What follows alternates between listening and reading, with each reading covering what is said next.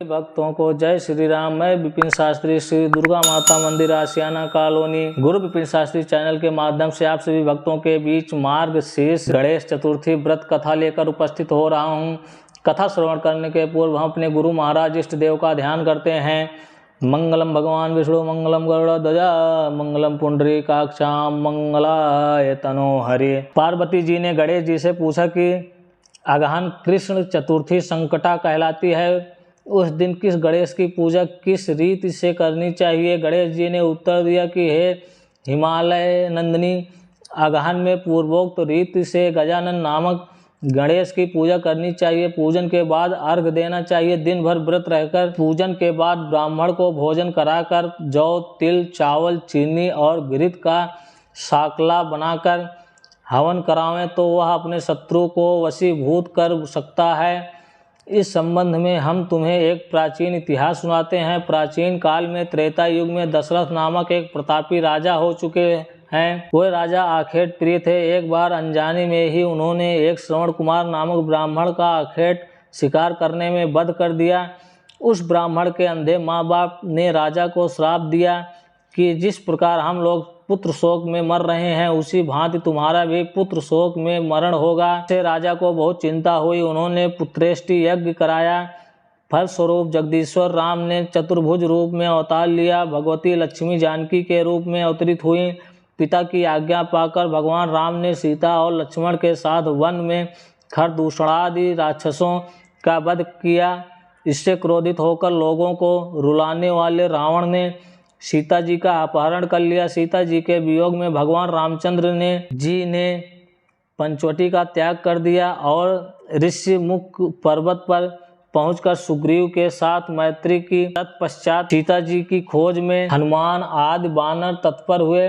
ढूंढते ढूंढते बानरों ने गिद्धराज संपाति को देखा। इन बानरों को देखकर संपाति ने पूछा कि तुम लोग कौन हो, इस वन में कैसे आए हो, तुम्हें किसने भेजा है, यहाँ पर तुम्हारा आना किस प्रकार हुआ है।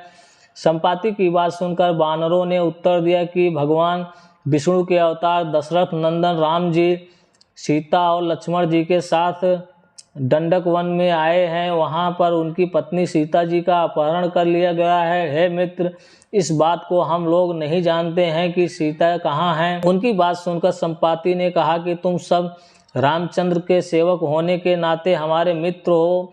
जानकी जी का जिसने हरण किया है और वह जिस स्थान पर है वह मुझे मालूम है। सीता जी के लिए मेरा छोटा भाई जटायु अपने प्राण गंवा चुका है। श्री रामचंद्र जी के चरण कमल का स्मरण कर हमारे भाई ने अपना शरीर त्यागा है। यहाँ से थोड़ी ही दूर पर समुद्र है और समुद्र के उस पार राक्षस नगरी है। वहाँ शीशम के पेड़ के नीचे सीता जी बैठी हुई हैं। आप लोग देखिए, रावण द्वारा अपहरण सीता जी अभी भी मुझे दिखाई दे रही हैं।